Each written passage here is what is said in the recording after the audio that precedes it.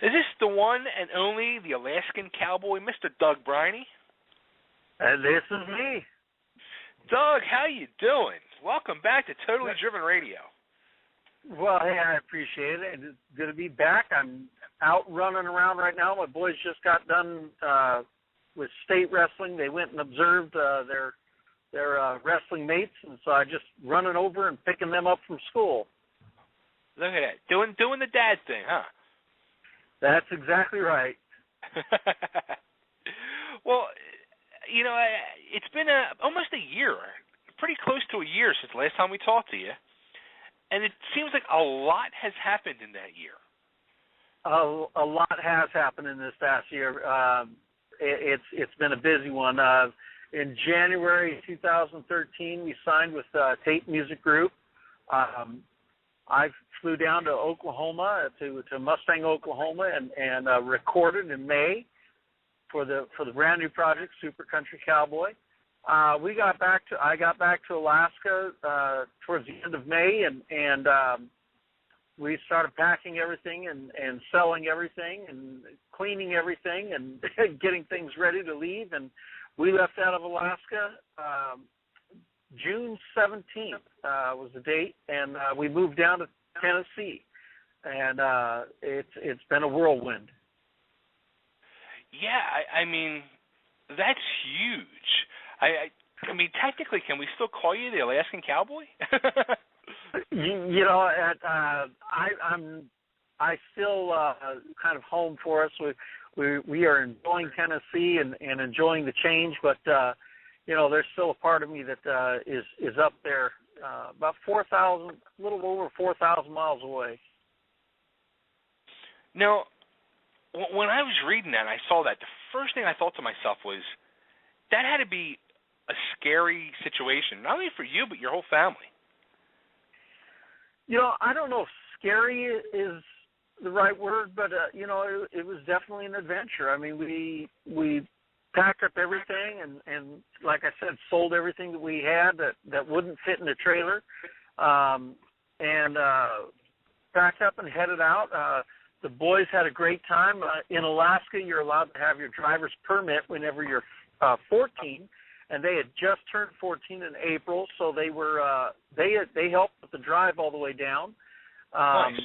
And had a great time. They got a lot of time in behind the wheel in some crazy weather situations, as well as pulling a trailer, and you know, so they got some great experience there. Arriving here, we stayed 1 month with my mom. She was about 2.5 hours west of Nashville, and we stayed that first month with. Yeah, we stayed that first month with her, where we were trying to figure out where we were going to go and what we were going to, you know, exactly where we were going to move here in Nashville. And I don't know if I'd describe it as scary, but it was you know, it's certainly been an adventure. Yeah, I mean, if I was in that situation, I mean, me personally, and I ask this like a lot of people that either have done this adventure like this, where they've either moved to, you know, usually one of the big two cities of New York or Hollywood, I just think to myself, I would be scared to do it. I would be so scared. And when the first thing I thought of when I was reading that you did that, I was like, wow. I wonder if it was a scary move for him and his family. Yeah, you know, I really can't call it scary. It's you know, there's scary elements to it. You know, how are we gonna survive while we're trying to find a job and, you know, trying to find, you know, get some money coming in? That's a little nerve wracking, and trying to find a place that we could afford that was in a good school district, or, you know, good schools for the boys. There's things that are, you know, that you have to put a lot of thought and time into. But again, I don't know if I'm looking at the boys right now. Would you guys call it scary? No, they're shaking their heads no either. You know, it was just, you know, it's just kind of an adventure. It's kind of, that's part of the Alaskan spirit. You know, you just go for it. That's awesome. So, I mean, I guess that's even better, though. I mean, nobody pictured it as scary. It was a family thing, and it sounds like everybody was pretty excited by it. You know, we really were. We were excited, ready to go. I mean, we had spent 21 years in Alaska. It's still, like I said, there's still a big part of me. I keep up with all my friends that are there, and still interested in what's going on there, and it's been fun comparing the weather from Tennessee to Alaska here. A couple weeks ago, we were quite a bit colder than they were in Alaska, and that was interesting. So there's still a part of us that are, we're still very much connected to the state of Alaska, but it was definitely a family move, and we've enjoyed it.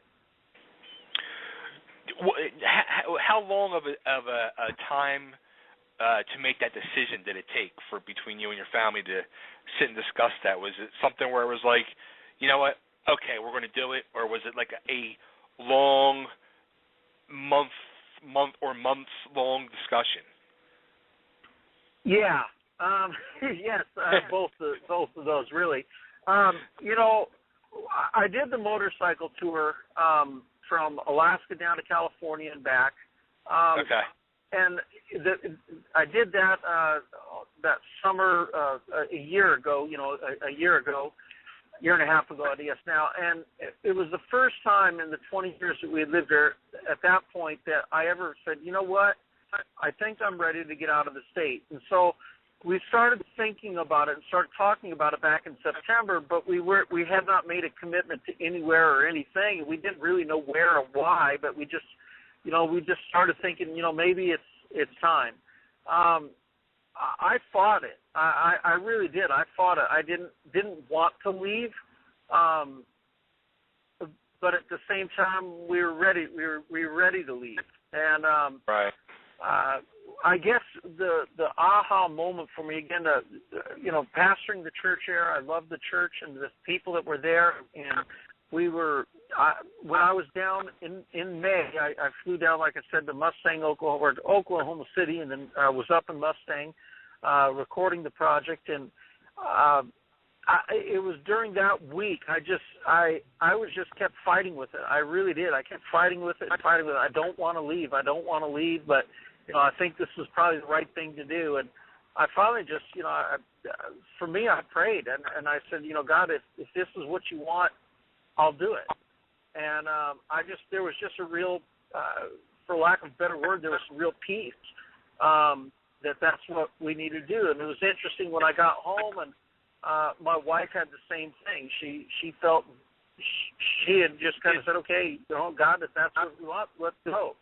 And we talked to the boys, and they were excited about it. They were not excited to leave all their friends, but they were excited to move down here and make new friends and something new as well. So the timing was right. It was a short process once I finally just said, okay, it's time. But it was a long process, really struggling with the idea of it. And, well, the one thing that I was going to ask as well is, which something you brought up was, you being the pastor of your church. Was everybody kind of shocked that you were going to move, or I'm sure there was a lot of people upset that you were leaving? Yes, and yes, absolutely. It was. I had sat down with one of the men in the church, one of my deacons, and we had talked about it. A couple months into it, saying, I don't know what is going on, but I really feel like this is, that we're struggling with this, and I'm praying about it. Will you pray with me? And so when I got back from Oklahoma, and I sat down with him, and he just smiled at me. He says, "You're going," he says, I know. He says it's the right thing for you, but when we made that announcement then that Sunday at church, it really kind of rocked the congregation. They were not expecting that, it was very hard. I am excited for them. The church is doing well. They just got a new pastor there. They had been working with an interim there for about 6 months, and they just got a new pastor there, and he's doing a great job from what I can tell and from what I read. The people are excited, and it's a good thing all the way around for both. Nice. Hey, things happen for a reason, That's exactly right, and we trust that God is directing our paths still, and we still trust in Him, and for us, for our family, that's where we put our faith and where we put our trust is in following him. And we really felt like this was the correct move. There's been times of doubt once we're down here. It's not been all easy, but Sure. Nothing worthwhile is ever easy. Sure. Now, was there like a final defining thing that finally made you say, yes, let's do it?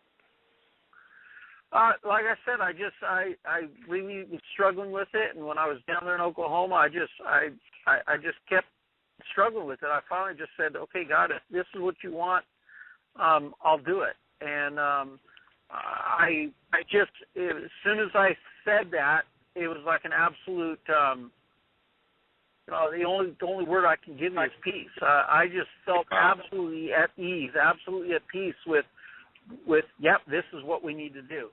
I was no longer fighting what I knew I should be doing. The best way I can explain that to you is I've done a lot of downhill skiing, and for me, downhill skiing is just easy, and it's so much fun. It's just relaxing, and I enjoy it. I mean, I hot dog, have a lot of fun, do jumps and everything else, and I enjoy it, and it's fun. It's relaxing. But about 10 years ago, I decided I was going to try, I guess it was about 15 years ago, I was going to try snowboarding with all the young, cool kids. And I did that for about 2 years. Now, I can snowboard down any black diamond, double black diamond slope that you want to point me at, and I can make it down there, but I fight it the whole way. And when I get done with the day, I am just beat. I can hardly walk. Not that I've fallen, I fought it the whole time. And when I went back to skiing, I put the skis on, it was just like, this is what it's supposed to be like. It's supposed to be relaxing. It's supposed to be fun. It's supposed to be enjoyable. And for me, that when I just said, okay, God, whatever you want, it was like going back to those skis and just saying, this is the way it's supposed to be. I'm not supposed to be in conflict with what I'm doing in my life. I'm supposed to be just at ease, and it's much better. So I guess that's a little analogy of how the feeling went. Cool. Now, you just released a new album back in November? Sure did. Super Country Cowboy, the one that I was down recording in Oklahoma. We released that. It came out. It became available November 5, and we had a big release party down on Music Row here in Nashville. We actually did that on Veterans Day, November 11th, and it's been doing real well. Yeah, I mean, it seems like every time I turn around, I see, in your Facebook postings or your Twitter postings that you're on this chart or that chart, or you're being nominated for awards. I mean, that's got to be not only like humbling, but exciting as well. It is. It really is. It's all the above. It is very humbling. I mean, Monday, this coming Monday, November. Oh boy, I'm still back at the release party. February 17th, National Universe is holding their award show, and I was nominated in a few categories, but I made it to the top 5 in the Male Vocalist of the Year. And, I mean, we're talking, this is some phenomenal company that I'm up there with, and some guys that are just incredible. And, to be in that category and to be in with those guys is really an honor. It is very exciting. I'm really excited for the entire MTS management group. Michael Stover is up for Manager of the Year, and Amy Rose is up for Female Vocalist of the Year. She's got a video that is she's been nominated for as well. Josie Milner has been nominated as a Rising Star. Jiggly Jones as well, and even DJ Nick from Whiskey and Cigarettes over in Milan, Italy, has been nominated. And so, the entire group is and Western Avenue. I can't forget Western Avenue. All of us have been nominated for this thing, and it's a huge thing. I did not realize that CMA only has about 3,800 members in its entirety, and the National Universe right now has about 6,000 members, and to get to the top 5 in this is really a big deal, and it's very exciting. The award show is going to be awesome. Colt Ford will be performing there, and I'll be performing as well with him, and so it's going to be a great time. Nice. Yeah, I mean, it sounds very exciting and very promising. Everything that's going on with not only yourself, but like with all of other Michael's acts, like you mentioned. Yeah. It's just going to be a lot of fun. We want to get a picture of everybody together. We've already been talking about that. Actually, it's a red carpet event for the award show and everything else, and so we actually made the arrangements. We're all, as an MTS group, we're all arriving at the award show in a limousine. So that's going to be nice. It's going to be a lot of fun. Yeah, I'm looking forward to awesome. It. That sounds awesome. So the new release came out back in November, Super Country Cowboy, and right. I have the single queued up ready to go, and this sounds a lot more rocking than what Doug Briney usually does. You know, we were really looking for something that stayed true to traditional roots, but also would be, lack of better words, a little more radio friendly, but something that I could get behind and believe in, and that I'd be comfortable, but it also pushed me a little bit. And so we really worked hard on this album, trying to find the right songs, and originally we had 10 songs that we were going to do, and after we recorded it, listened to everything, we just decided that one of the songs was not right for the project, and so we cut it from the project. But Super Country Cowboy has definitely got a little bit of an edge to it. Yeah, I like it. I'm digging it. Well, thank you.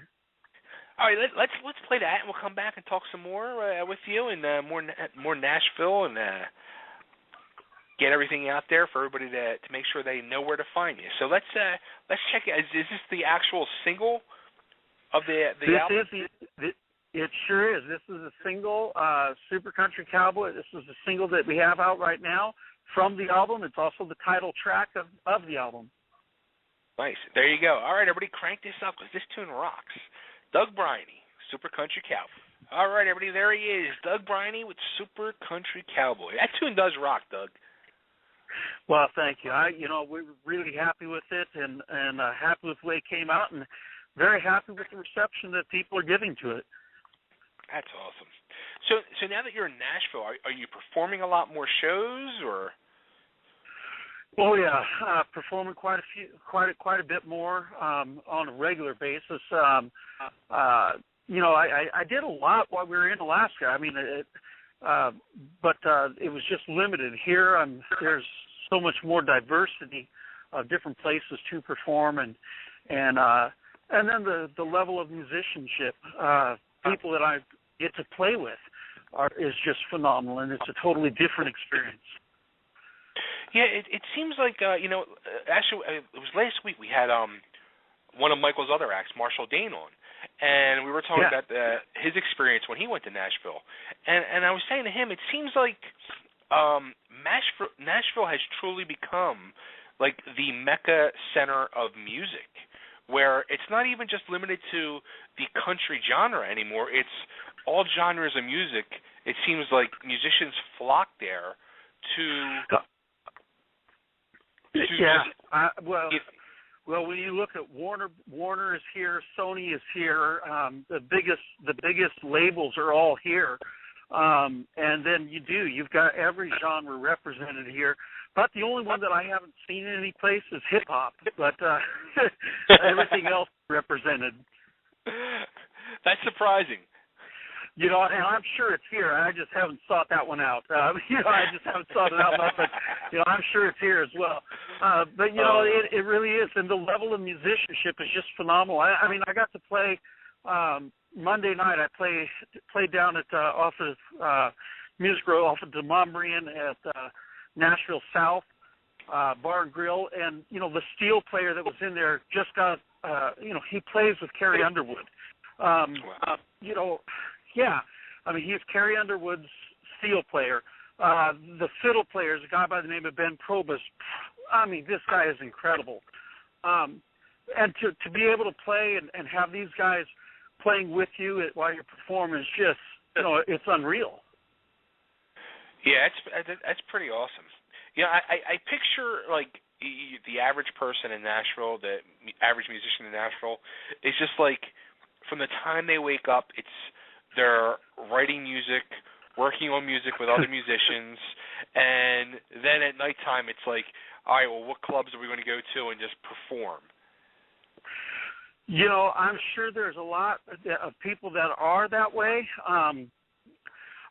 What I'm seeing, though, is, the overabundance of musicians that are here, and the reality that most people have to provide a meal and provide roof over their heads and pay bills, that most people start working. And so most people are working all the time, and then when they get done with work, they sit on the couch, and, the next thing you know, they're involved more in a career than they are in their music. Yeah. Yep. And that's more the reality, but that's not to say that the other isn't true. There are those who just, that are at that level where they're able to write for a living, they're able to perform for a living, and that is their livelihood. Now, is there any plans for you to maybe put together a tour and hook up with somebody, go on a little tour or anything, or? Well, we're working on a few things right now. The end of this month, I'm going to be going down just by myself on just a short tour down into Louisiana, Arkansas, Texas, Oklahoma, and then back up here to Tennessee. Wow. In May, I'll be up in St. Louis and Western Tennessee. So we're going to be out on the road a lot this year. I am working on something that I can't really talk about right now, but it would be a potential of a little bit longer tour, and with a pretty big name in the industry. Nice. So it seems like 2014 is going to be the year of the Alaskan Cowboy. Man, I tell everybody when they say that, I say, from your lips to God's ears. And we're sure working on it. We really are. I say we. It's management with Michael Silver and myself. That's why we're here. And I'm one of those very determined types, personalities that, despite all the different things that are going on with family, with work, and everything else, I'm out every evening doing something musically, and right. and I don't want to. That's why I am here, and I don't want to lose sight of that, and that's something I'm being very, very guarded of, is to not lose sight of that, because I don't want to be just another person that moved here from music, and now they're doing something different. Yeah. It's kind of like a person that goes to like the kids that go to college for accounting or something like that, and next thing you know, they're like working at McDonald's. Yeah, exactly. It's the same type of thing. Just forgetting why you're here, and that's something I'm very guarded of, is making sure that I don't forget why it is that we're here. That's very nice. Well, it sounds like you're very determined, and it's good to hear that, and it sounds like you're up for the challenge and the busy workload that is really upon you. It's a lot of fun. It's a lot of work, and I just I keep pushing myself as hard as what I possibly can.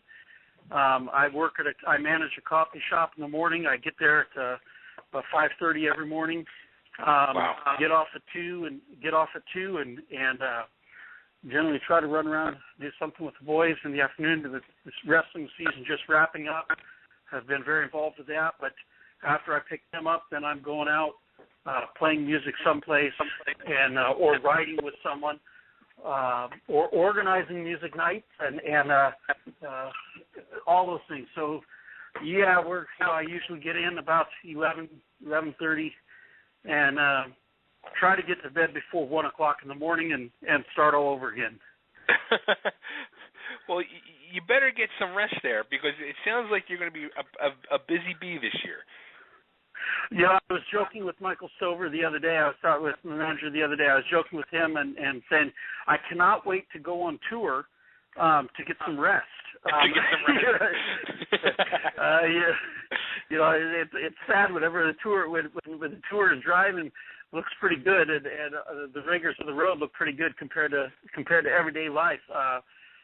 It's kind of a funny thing, but I really am. I'm looking so forward to getting out there, meeting the fans, and connecting with a lot more of them than I was ever able to up in Alaska. That's great.